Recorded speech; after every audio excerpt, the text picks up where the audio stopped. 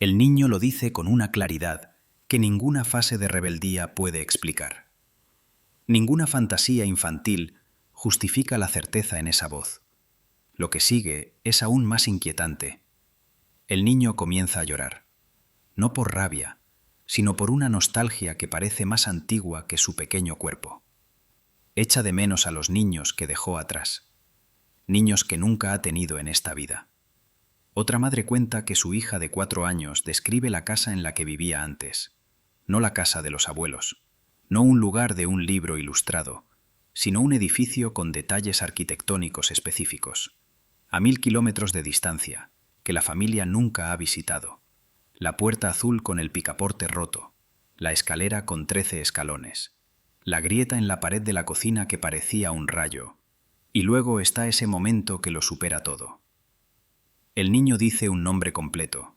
Me llamaba Margaret Thompson y trabajaba en una fábrica. Ninguna heroína de un cuento de hadas, ningún amigo imaginario. Un nombre concreto con una vida concreta que el niño puede describir como si hubiera sido ayer. Kübler-Ross pasó décadas acompañando a los moribundos. Se sentó junto a miles de camas y escuchó cuando la vida se acercaba al final. Y una y otra vez notó algo que la ciencia médica no podía explicar. Niños que nunca habían vivido la muerte la describían con una precisión que solo alguien que ya había conocido ese paso podía tener. Los niños son nuestros mejores maestros, decía. No porque sean inocentes, sino porque aún no han aprendido a dudar. Sus almas recuerdan, antes de que la mente les diga que recordar es imposible. Imagina a un niño de 5 años que dibuja una imagen. Pinta una escena que llama Mi otra casa. Cuando sus padres miran más de cerca la imagen, reconocen elementos que el niño nunca podría haber sabido. Un mueble particular de los años 40, la vista de una calle de una ciudad que nunca han visitado. Detalles demasiado precisos para ser casuales. El miedo que surge en tales momentos no es el miedo a lo desconocido. Es el miedo a lo conocido que deberíamos haber olvidado. Es el miedo a que el mundo sea mucho más grande que las explicaciones que nos hemos dado.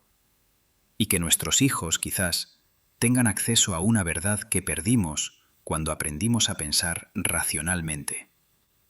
Entre los 2 y los 5 años existe un portal, una ventana temporal en la que el alma no está aún completamente sumergida en el olvido. Los recuerdos están ahí, claros y vívidos, como imágenes visibles a través de una niebla tenue. Pero con cada año que pasa, esa niebla se espesa. Los recuerdos comienzan a desvanecerse, como tinta que se borra bajo la luz del sol. ¿Por qué sucede esto? ¿Por qué los niños pierden esta conexión con algo que una vez les parecía tan real? Elizabeth Kübler-Ross observó este fenómeno en su trabajo con niños moribundos. Notó que aquellos que estaban cerca de la muerte hablaban del proceso de morir con una claridad que parecía imposible para alguien que nunca había muerto antes. Describían el dejar ir el cuerpo, hablaban de luz y de encuentros con los difuntos. No mostraban ningún miedo, solo una profunda familiaridad con lo que vendría. Ya lo saben, decía Kübler-Ross, sus almas recuerdan. Pero esta certeza, este conocimiento interior, es sistemáticamente borrado por el mundo que les rodea. Los adultos, incluso con las mejores intenciones, comienzan a corregir. Eso lo soñaste, es solo tu imaginación. Esas cosas no existen. A la edad de 7 años, la mayoría de los niños ha aprendido que lo que sabían no es aceptable. Han aprendido a callar. Los recuerdos no se desvanecen porque fueran irreales. Se desvanecen porque el niño aprende a considerarlos irreales. Estos momentos fueron reales para ti, hasta que alguien te dijo que no podían serlo. El alma del niño porta conocimientos que la mente aún no ha censurado. Kübler-Ross lo describía como un estado de apertura, en el que la conciencia no está aún completamente bloqueada por los filtros de la visión materialista del mundo. Los niños viven en una realidad más grande de lo que los ojos pueden ver. Perciben niveles que los adultos han desaprendido a reconocer. Pero esta apertura tiene una duración limitada. Con cada año que pasa, la presión para adaptarse se intensifica. La escuela enseña qué es real y qué no lo es. La ciencia se presenta como la única fuente de verdad. Y el alma aprende a callar. La puerta se había cerrado, no porque el recuerdo hubiera desaparecido, sino porque el niño había aprendido a negarlo. Este condicionamiento es tan poderoso que incluso los adultos que de niños tenían tales recuerdos los interpretan después como fantasía. La sociedad no ofrece lenguaje, ningún modelo para integrar estas experiencias, así que se entierran profundamente en el inconsciente, donde continúan susurrando, pero ya no se escuchan. Kübler-Ross advertía que a través de este silencio perdemos algo precioso. Perdemos la conexión con una verdad más profunda sobre la vida y la muerte. Perdemos la posibilidad de ver a nuestros hijos como los seres sabios que son. Y perdemos la oportunidad de aprender de ellos, mientras su conocimiento aún está fresco. En el año 550 se reunió el Segundo Concilio de Constantinopla. Obispos de todo el imperio cristiano se congregaron para aclarar cuestiones de doctrina. En este momento histórico se tomó una decisión que moldearía la concepción occidental de la vida y la muerte durante 1,5 años. La doctrina de la reencarnación, que había sido discutida en las primeras comunidades cristianas, fue eliminada de las enseñanzas oficiales. ¿Por qué? ¿Qué había de tan peligroso en la idea de que el alma pudiera vivir más de una vida? La respuesta está en la estructura del poder. Un alma que atraviesa muchas vidas no necesita una redención única a través de una institución. Lleva su propio desarrollo en sí misma. Aprende a través de la experiencia, no a través de la doctrina. Si el alma tiene la posibilidad de aprender, crecer, corregir sus errores en cuerpos diferentes, entonces la amenaza de la condenación eterna pierde su poder. El concepto de pecado original se vuelve discutible si el alma llega pura y solo porta las lecciones de viajes anteriores. Si no nacemos como seres caídos, sino como conciencias que aprenden, entonces no necesitamos intermediarios entre nosotros y lo divino. Entonces portamos la responsabilidad de nuestro propio desarrollo. Esta idea socava toda forma de control religioso basado en el miedo. Miedo al infierno. Miedo a la pérdida de la salvación del alma. Miedo a un Dios que juzga una vez y cuyo juicio es definitivo. Elizabeth Kübler-Ross experimentó este rechazo institucional en carne propia cuando comenzó a hablar de las experiencias de los niños moribundos, de sus relatos de parientes difuntos que los visitaban en el momento del paso. Se convirtió en un blanco. Se lanzaron campañas difamatorias contra ella. Los colegas tomaron distancia. Su reputación académica fue atacada. ¿Por qué tanta resistencia a los relatos de niños moribundos? ¿Qué había de tan amenazante en la posibilidad de que la conciencia sobreviva a la muerte? La respuesta es la misma del año 555. Si la muerte no es el fin, si el alma continúa, entonces las instituciones que fundan su autoridad en el miedo a la muerte pierden su base. La industria farmacéutica pierde a sus clientes que quieren desesperadamente comprar más vida cada año. Las religiones pierden creyentes que obedecen por miedo a la condenación. Toda la estructura de una sociedad construida sobre la negación de la muerte comienza a desmoronarse. Este silencio no es un desarrollo natural, es el resultado de una supresión sistemática, una supresión que no siempre es abierta y brutal. A menudo es sutil, envuelta en explicaciones razonables, en autoridad científica, en la preocupación amorosa de padres que no quieren que sus hijos parezcan extraños. Kübler-Ross hablaba a menudo de cómo la medicina moderna ha convertido la muerte en un enemigo a combatir, en lugar de una transición natural que forma parte de la vida. En esta lucha contra la muerte, también hemos emprendido la lucha contra todo lo que sugiere que la muerte no es el fin absoluto. Los recuerdos de vidas anteriores no encajan en esta visión del mundo. Son una amenaza para la idea de que debemos tener control total sobre la vida, de que debemos retrasar la muerte a toda costa. Nos recuerdan que hay dimensiones de la existencia que van más allá del control material. Las instituciones, religiosas o científicas, tienen un interés común: mantener su monopolio interpretativo sobre las preguntas fundamentales de la existencia. ¿Quiénes somos? ¿De dónde venimos? ¿A dónde vamos? Mientras estas preguntas solo puedan ser respondidas por voces autorizadas, el poder permanece en las instituciones. Pero ¿qué pasa cuando un niño habla y sus palabras portan una verdad que ninguna institución ha autorizado? ¿Qué pasa cuando la experiencia del individuo contradice la doctrina?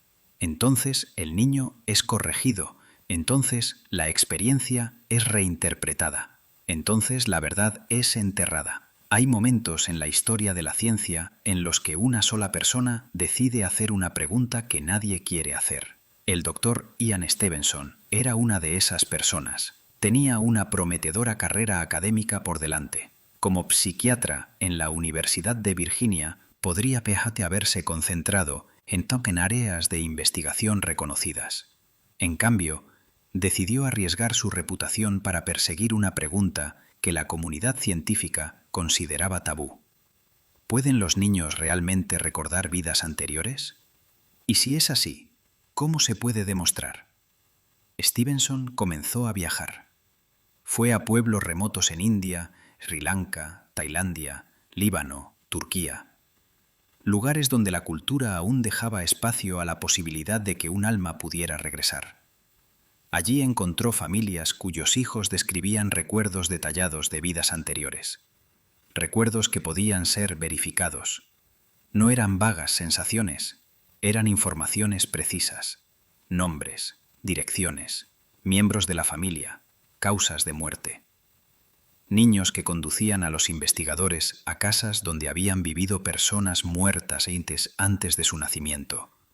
Niños que reconocían personas que nunca podrían haber conocido en esta vida.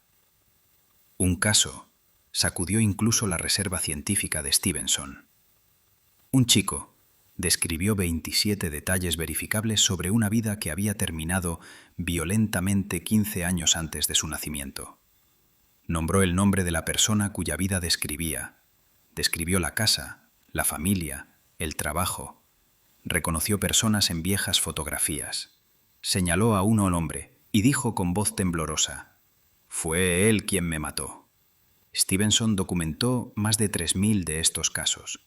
Cada uno fue examinado meticulosamente. Cada detalle fue verificado. La metodología era tan rigurosa que incluso los críticos tenían que admitir: aquí se realizaba una investigación seria, aunque los resultados fueran incómodos. Elizabeth Kubler-Ross conocía el trabajo de Stevenson. Veía en él una confirmación de lo que ella misma había experimentado en décadas de trabajo con moribundos. La muerte no existe, decía siempre. Es solo una transición, como una oruga que deja el capullo y se convierte en mariposa. Esta metáfora para ella era más que una imagen poética. Era una descripción de la realidad, tal como la había reconocido a través de innumerables encuentros con personas al final de su vida. El alma deja el cuerpo, pero no deja de existir. Continúa, aprende, regresa para aplicar lo aprendido. La investigación de Stevenson dio a esta intuición una base empírica. Aquí ya no eran solo los relatos de los moribundos o creencias espirituales. Aquí había niños que hablaban de cosas que no podrían haber sabido si no existiera alguna forma de continuidad de la conciencia más allá de la muerte. Sin embargo, la comunidad científica reaccionó con rechazo. El trabajo de Stevenson fue marginado. Sus publicaciones rara vez fueron citadas en revistas especializadas. Los colegas tomaron distancia. El mensaje era claro: quien toma en serio tales preguntas arriesga su carrera. Pero precisamente ese era el problema. Estos fenómenos cuestionaban suposiciones fundamentales. La suposición de que la conciencia es un producto del cerebro y termina con el cerebro. La suposición de que tenemos una sola vida. La suposición de que el mundo material es todo lo que existe. Si los casos de Stevenson fueran tomados en serio, la neurociencia tendría que repensar sus teorías.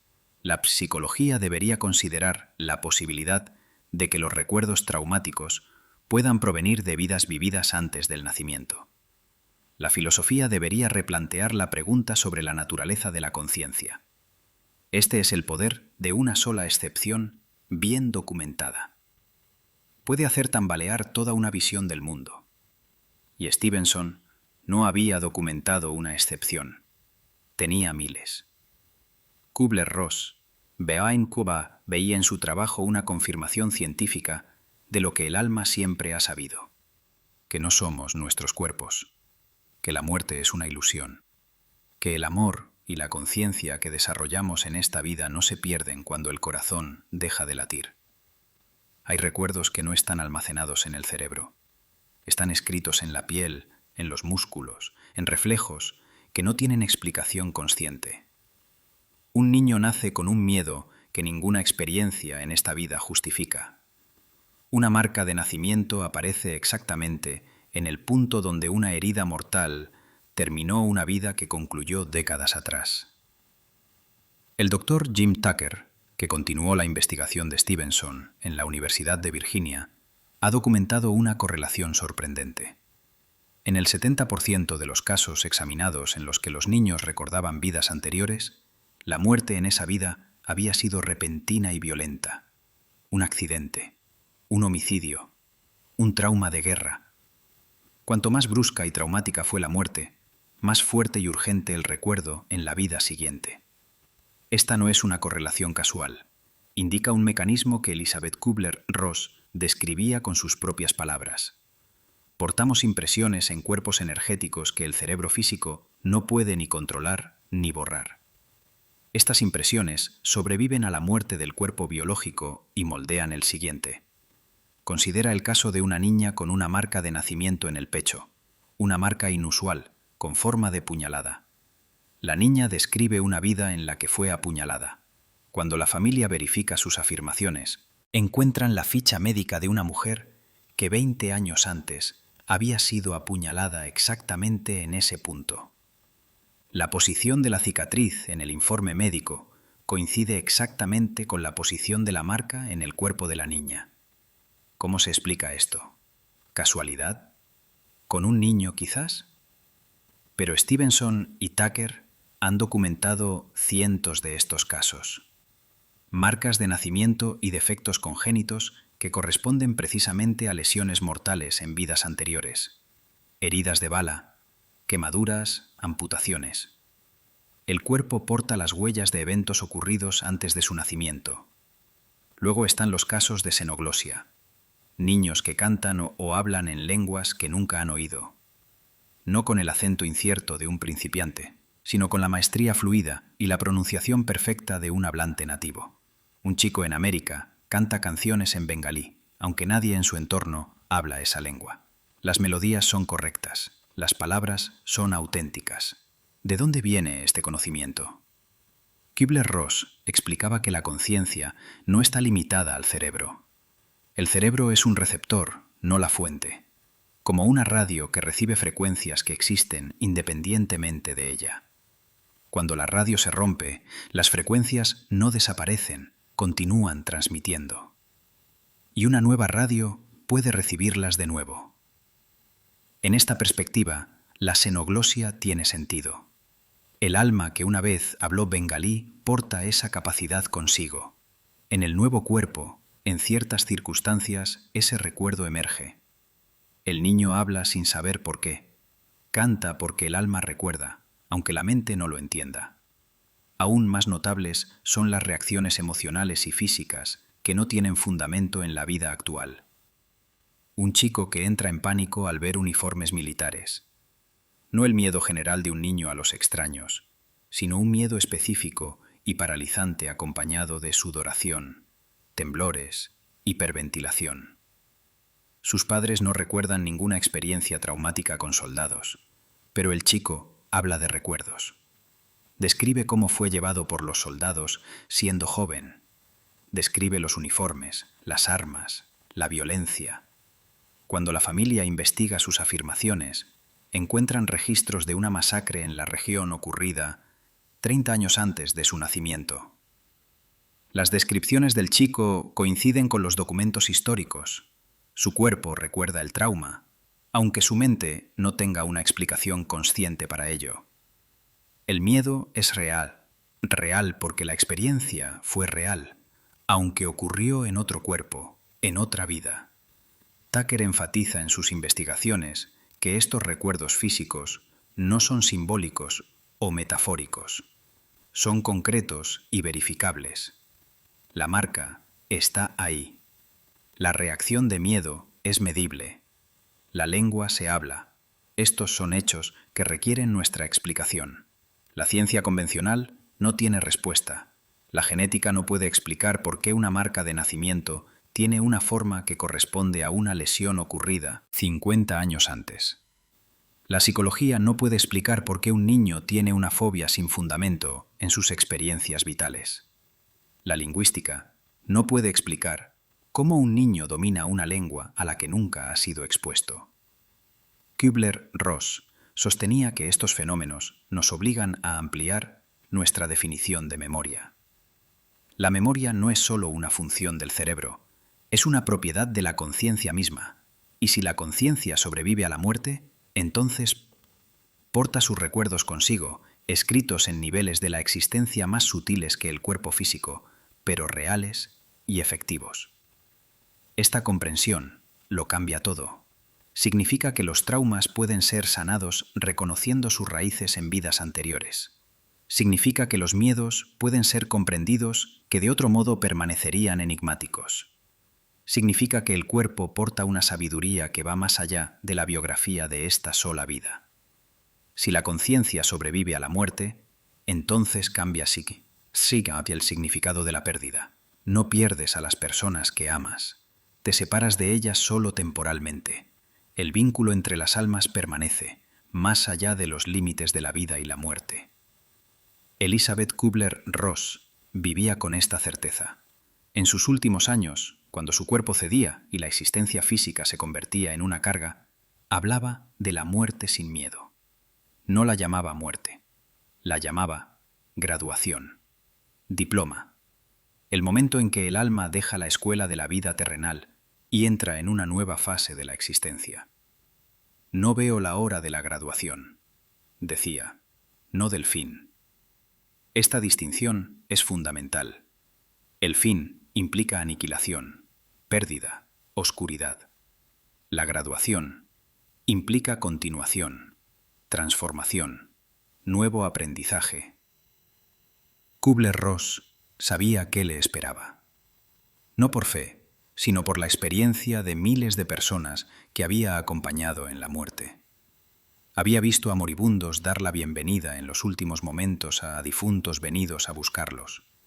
Había visto los rostros pasar del miedo a la paz cuando estos encuentros ocurrían. Esto no era una alucinación. No era un mal funcionamiento del cerebro moribundo. Era, como ella ya entendía, el alma que ya comenzaba a dejar el plano físico e ingresar al plano donde existen los difuntos. ¿Pero qué significa este conocimiento para los vivos? ¿Para aquellos que luchan con el duelo? ¿Para los padres que han perdido un hijo? ¿Para los niños que crecen sin sus padres? Significa que la separación no es absoluta, que el amor que existe entre las almas no es destruido por la muerte, que el reencuentro es posible, aunque no en la forma que deseamos. Y significa algo más, algo aún más profundo. Si vivimos muchas vidas, si el alma regresa siempre para aprender y crecer, entonces cada vida tiene un propósito más profundo. No estamos aquí por casualidad. No somos meras colecciones sin significado de átomos que existen durante 70 u 80 años y luego desaparecen. Somos conciencias eternas que aprenden en la escuela de la materia. Cada dolor, cada desafío, cada relación tiene un significado que va más allá de lo obvio. No porque un plan divino nos ponga a prueba, sino porque el alma misma ha elegido vivir estas experiencias, para entender algo que aún no ha integrado completamente. Kübler-Ross hablaba a menudo de cómo el alma elige sus propias lecciones. que antes del nacimiento, en un estado de claridad, decidimos qué queremos aprender en esta vida y que elegimos las circunstancias, las relaciones, incluso los desafíos que nos ayudarán a experimentar estas lecciones. Esto no significa que el sufrimiento esté justificado, no significa que debamos rendirnos al dolor. Significa que tenemos el poder de determinar nosotros mismos el significado de nuestras experiencias, que no somos víctimas de un destino cruel, sino creadores de nuestro propio desarrollo. Significa que deberían ser escuchados, que sus recuerdos no deberían ser descartados como fantasía, sino como lo que son, señales de una continuidad mayor que una sola vida. Si permitimos que estos niños integren sus recuerdos, sin corregirlos ni avergonzarlos, les damos la posibilidad de vivir como seres completos. Les permitimos aceptar todos los aspectos de su existencia, no solo las partes que encajan en nuestra visión del mundo. Y quizás aprendamos de ellos. Quizás nos recuerden algo que nosotros mismos hemos olvidado, que somos más que nuestros cuerpos actuales, que somos almas que han viajado a través de muchas vidas y viajarán muchas más, que el miedo a la muerte es una ilusión, nacida del olvido de nuestra verdadera naturaleza. Cada uno de nosotros ha vivido ya cientos de vidas, decía Kübler-Ross, y cada una nos enseña algo que el alma necesita aprender. Esta perspectiva cambia la forma en que miramos la vida. Ya no es un intento desesperado de amontonar lo máximo posible en 70 años antes de que llegue la oscuridad. Es un capítulo en un libro mucho más largo. Un capítulo importante, sí, pero no el único. Lo harás callar, por miedo a lo desconocido, o escucharás sin corregir, sin dudar, sabiendo que este pequeño ser podría ser un maestro que te recuerda una verdad que has olvidado. El alma recuerda. El cuerpo porta las huellas, los niños hablan. La pregunta no es si la reencarnación es real.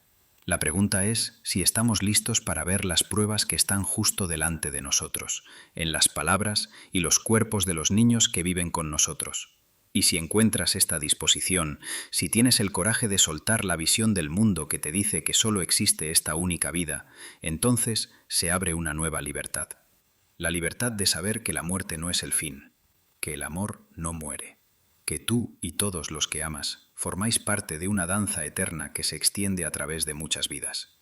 Este es el mensaje que Kübler-Ross compartió toda su vida, no como doctrina religiosa, no como filosofía espiritual, sino como realidad observable, documentada a través de miles de encuentros con moribundos y miles de casos de niños que recuerdan. El alma regresa, una y otra vez, para aprender, para amar, para crecer. Y en cada vida porta consigo la sabiduría de todas las vidas anteriores, oculta bajo la superficie, esperando ser recordada. ¿Tuviste tú mismo de niño recuerdos que nadie tomó en serio? ¿O conoces a un niño que habla de cosas que no debería saber? Comparte tu experiencia en los comentarios. Estas historias merecen ser escuchadas, porque portan en sí una verdad que puede sanar nuestro miedo a la muerte. Suscríbete a este canal si quieres saber más sobre las investigaciones de Elizabeth Kübler-Ross y la exploración científica de la continuidad de la conciencia. Cada video es una invitación a expandir los límites de lo que creemos saber sobre la vida, la muerte y la naturaleza del alma. Los niños recuerdan. La pregunta es si estamos listos para escuchar.